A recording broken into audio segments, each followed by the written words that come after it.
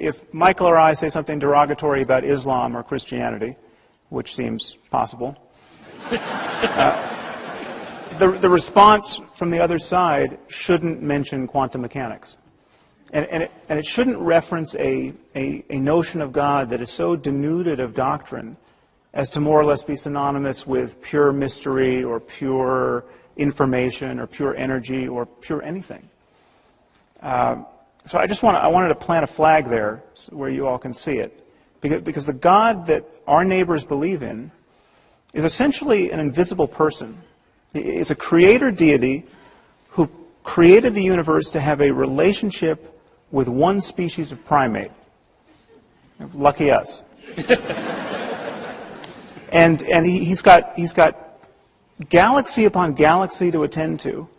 But he's especially concerned with what we do, and he's especially concerned with what we do while naked.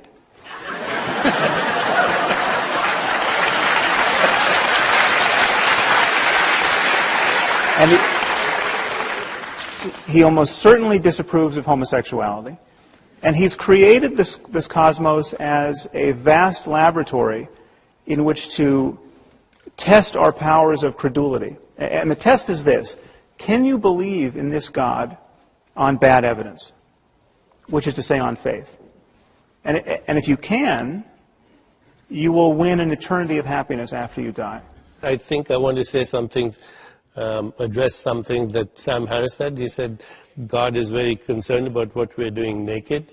Well, what we're doing naked is the very mechanics of creation. So we don't have to be embarrassed about it. Sometimes, at least now, yes, sometimes. Okay, what scientific proof? I think science is, and again, in deference to Sam Harris, he said, don't go the way of quantum physics.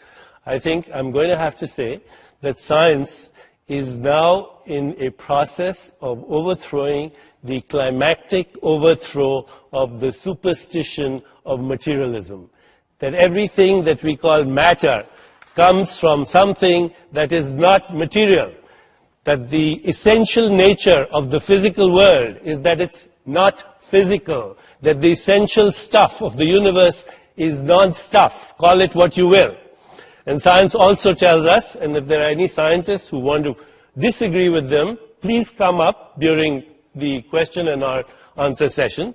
Science tells us that nature is a discontinuity, that it's an on-off phenomenon, that there are gaps between every two ons, where you find a field of possibilities, a field of pure potentiality. Science doesn't call it God, but what is God if not the immeasurable potential of all that was, all that is, and all that will be? Science also tells us that this is a field of non-locality, where everything is correlated with everything else.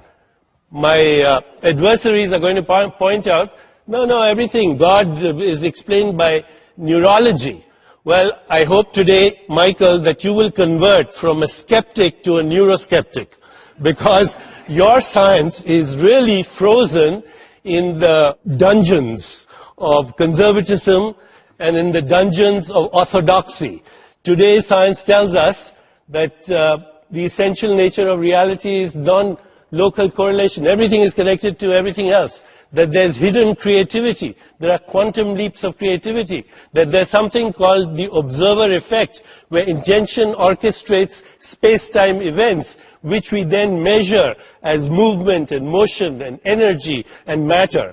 And addressing Sam, we can have a personal relationship with this intelligence, because we have a consciousness that is part of the sea of consciousness. Rumi, the great Sufi poet, said, you're not just a drop in the ocean, you're the mighty ocean in the drop. And all you have to do is understand the principles of science and understand that you have within you the resources to intuitively grasp this mystery. But one of the things we have to do today,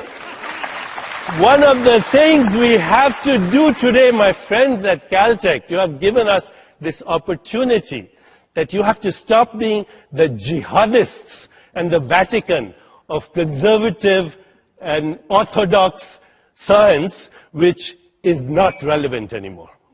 Did you hear anything in there that convinces you? You asked Dan what I meant by woo-woo. That is the very embodiment of woo-woo. He said, stringing together at a rapid patter of a bunch of scientific sounding words sprinkled in with some spiritual New Age words doesn't mean anything.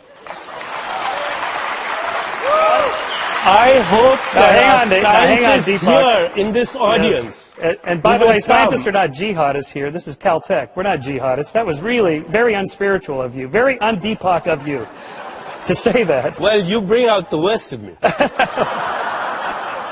Maybe you need to meditate a little bit there.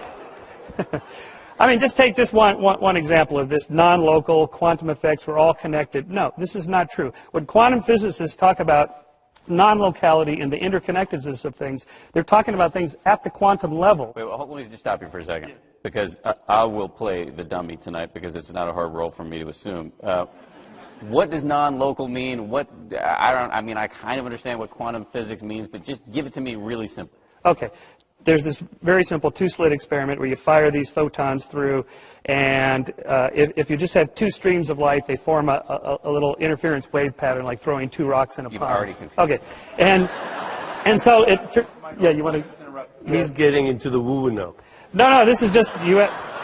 Okay, what he means by guys with woo-woo. What he means by non-local. What he means by non-local is that everything in the universe is interconnected, and it just is not true. It just isn't. And there's no reason to think that it's active at the level of the brain. That non-locality is a principle that is working. Hold on, Deepak, you spoke for quite some time.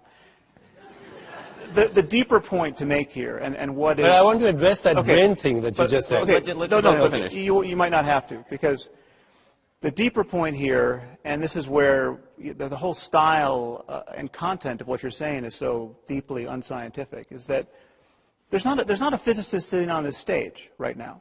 Okay, I would never be tempted to lecture a room full of 1,000 people at Caltech about physics. I'm not a physicist. You're not a physicist. And basically every sentence demonstrates that you speak on the subject.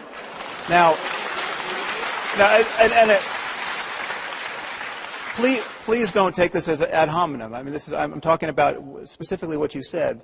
But what you do, and what many people who try to invoke spooky physics do in the service of propping up their religious and New Age intuitions, is that they think that because what you're saying, because quantum mechanics is spooky and difficult to understand, and because what you're saying is spooky and difficult to understand, they must somehow be related, or they must somehow be mutually supportive. And that's fundamentally not true. They are arrived at by completely different methodologies and ways of thinking and criteria of discursive evidence. What a mystic, I've studied with great mystics. I've met great meditation masters who've spent 20 years in caves perfecting the kinds of techniques of meditation that you would adopt or recommend. They don't know a damn thing about physics. And they're not interested, for the most part, in physics. I mean, there's nothing about sitting in a cave and granted, having incredibly useful and even normative experiences and transforming your way of life and transforming your moment-to-moment perception of the world. There's nothing about that project that makes you a theoretical physicist.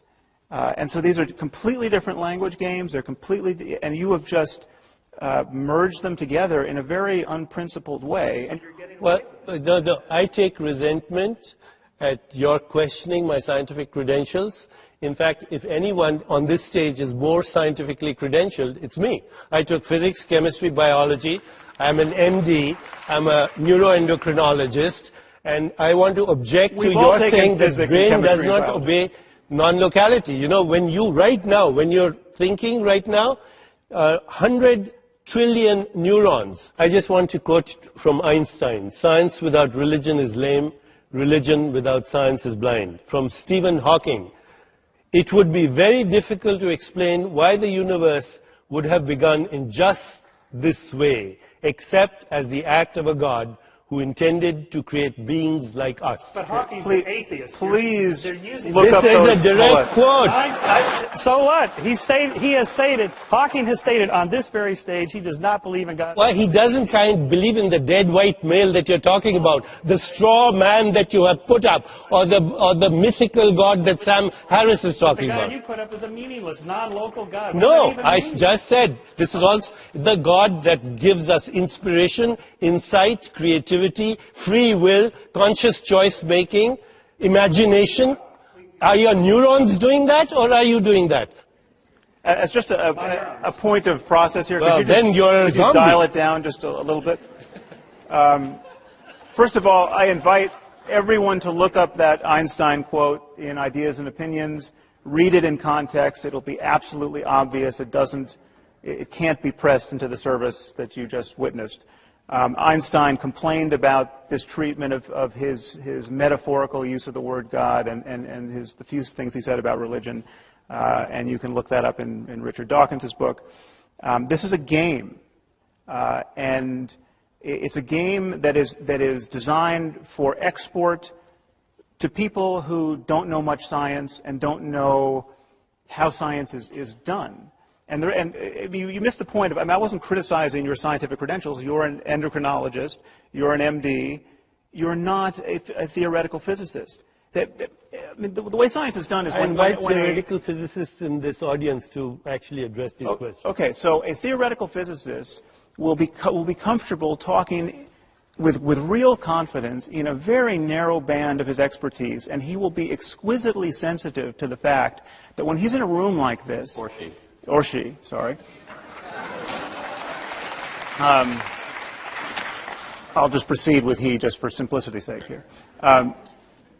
He will be exquisitely sensitive to the fact that whenever he opens his mouth in a room like this, he is guaranteed to be speaking in front of half a dozen people who know more on any given issue than he does. The great irony of the popular conception of science as arrogant is that when you go to a scientific meeting, you don't see arrogance. I mean, you're about as likely to see real arrogance as you're likely to see nudity at a scientific conference. I mean, this is people are constantly offering caveats and hedges toward what they say. Every statement is couched in, I'm sure there's someone in the room who knows more about this than me, but because everyone is desperate to avoid public embarrassment. Now, this seems to be something you're not doing. If I was worried about being embarrassed, I wouldn't be actually influencing the people that I'm influencing. And I can also say something right now is that I agree that, science is about a very specific methodology, but for people like Michael, not you so much, but people like Michael, to take all of inner experience, all of the rich inner experience, and try to codify it in a graph with data is absurd. As opposed to what? Just calling it fuzzy words? How does that help us understand That's such an out, Michael. That's such an out. And one use the words fuzzy, use the words woo-woo, and you're out of the argument. I'll give you a technical explanation. When you talk about the observer effect and the uncertainty principle, this is how subatomic particles are altered by looking at them, by bombarding them with light, for example, because they're so small. And so you look at it or you don't look at it, and that changes the nature of what you're looking at. But the moon is really there whether you look at it or not. It doesn't apply to the macro world. In the absence of a conscious entity, the moon remains a radically ambiguous and ceaselessly flowing quantum soup. Deepak, that you have to have a conscious being. The moon? Yes. Okay, listen to the sounds in the room. What's your name? Leonard Mladinov. And so, Leonard, you are a quantum physicist? I'm a theoretical physicist, and I'm also writing a book with Stephen Hawking, so I could comment on the God question with Stephen Hawking. So, in the spirit of our no comments, just questions, what's your question? And to whom?